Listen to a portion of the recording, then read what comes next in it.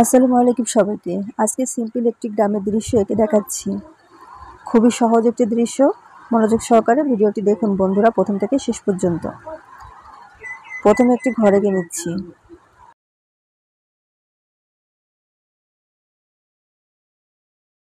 আমি যেভাবে যেভাবে আঁকছি ঠিক সেভাবে আঁকবেন।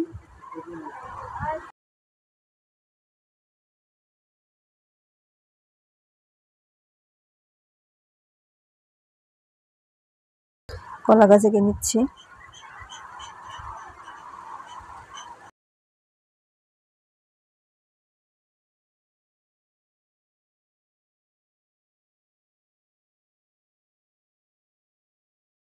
এবার এখান থেকে সোজা দাগ টেনে নিচ্ছি, এখান দিয়ে একটি নদী আঁকার জন্য। এই পাশে একটি পাড় এঁকে দিচ্ছি, আর পাড়ের এখান থেকে পেন্সিল দিয়ে আবার একটু এক্সট্রা দাগ টেনে নেবেন, তাহলে বোঝা যাবে যে পাড়টা উঁচু আছে।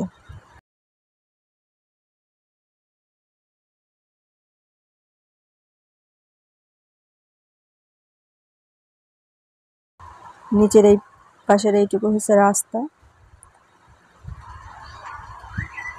দূরে একটু ঝাউবনের মতন এঁকে দিচ্ছি, একটু সূর্য এঁকে দিচ্ছি, আকাশ।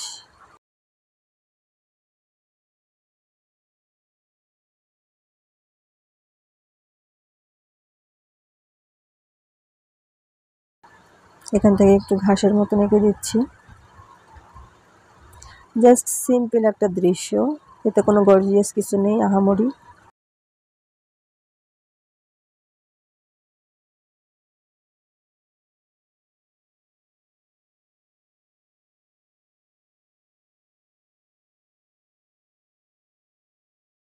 এবার রং করে দিচ্ছি।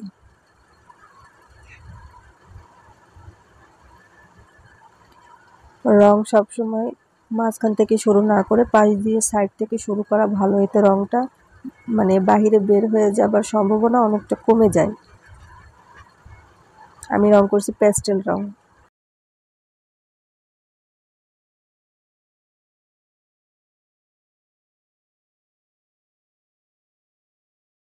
আর বন্ধুরা, যারা এখনো আমাদের চ্যানেলটিকে সাবস্ক্রাইব করেননি তারা অবশ্যই চ্যানেলটিকে সাবস্ক্রাইব করবেন, লাইক করবেন, কমেন্ট করবেন, আর আপনার বন্ধুদের কাছে শেয়ার করে দিবেন।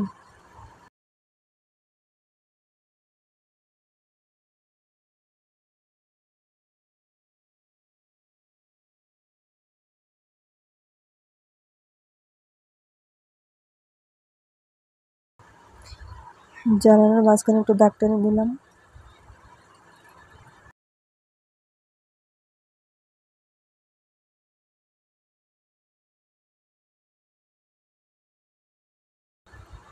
কলা গাছে সবুজ রং করছি।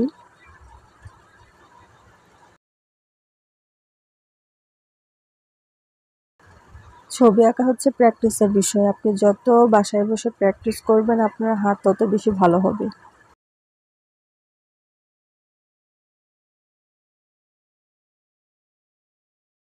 দূরের ঝাউবনগুলোতে সবুজ রং করছি।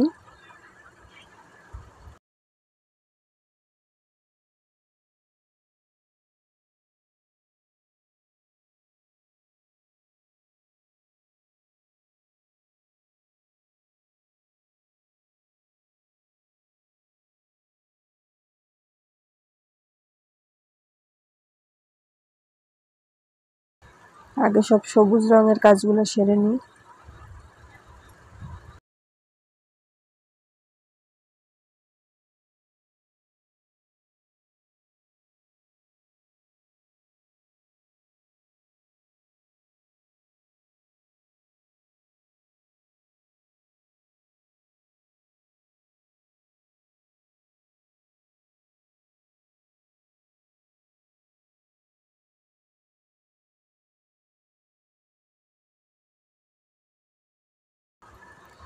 নদীর পাড়ে এটা হচ্ছে আর একটা পাড়, মাঝখানে নদী, এই পাশে এক পাড় ওই পাশে আর এক পাড়।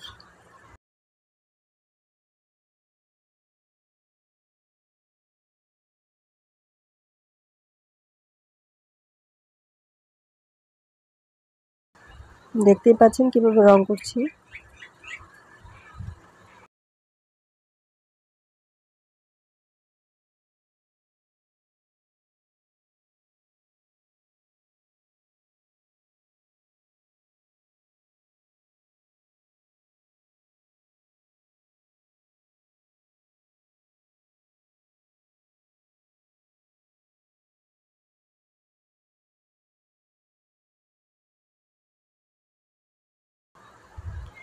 আমি পাড়ের এখানে কালো রং করছি, আপনারা চাইলে খয়েরি রঙও করতে পারেন, কোনো সমস্যা নেই।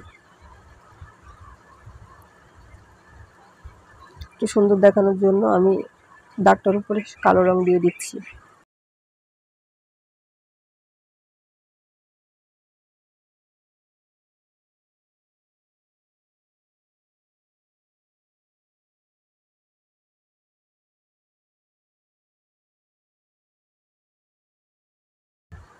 এটা হচ্ছে আপনার উঠান, ঘরের পাশ দিয়ে উঠানের মতো, মানে ঘাস আছে।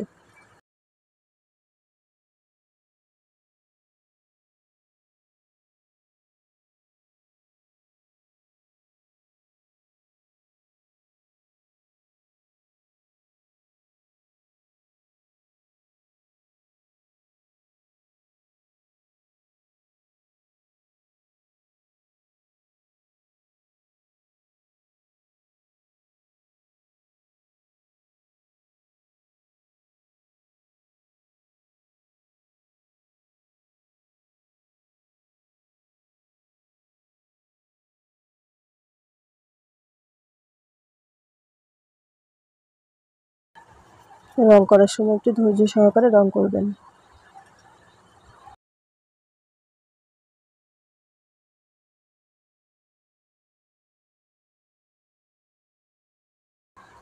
এটা হচ্ছে রাস্তায় খয়েরি রং করে দিচ্ছি।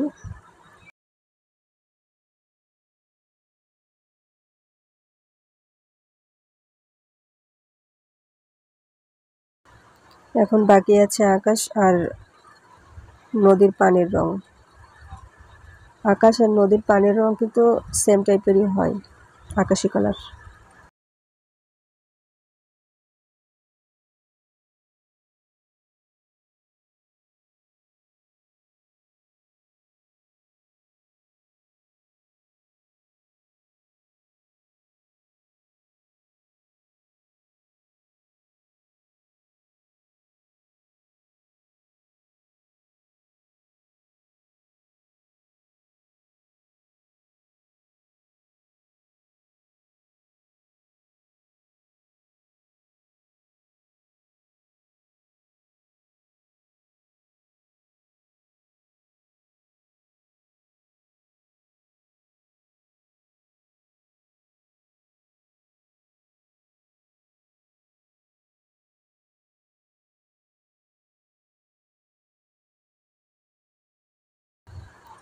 মূলত রং করার কারণেই ভিডিওগুলো একটু লং বেশি হয়, কিছু করার নেই, ধৈর্য সহকারে ভিডিওটা দেখবেন।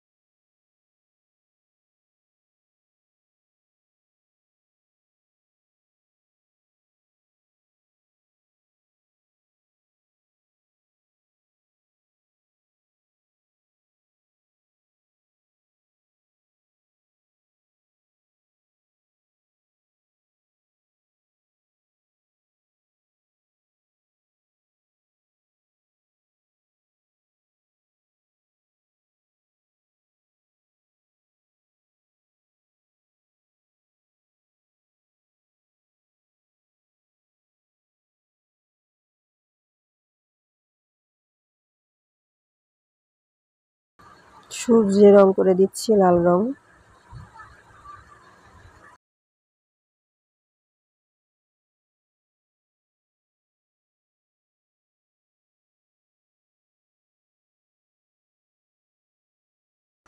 তো বন্ধুরা, এতক্ষণ সাথে থেকে পুরো ভিডিওটি দেখার জন্য সবাইকে অসংখ্য ধন্যবাদ।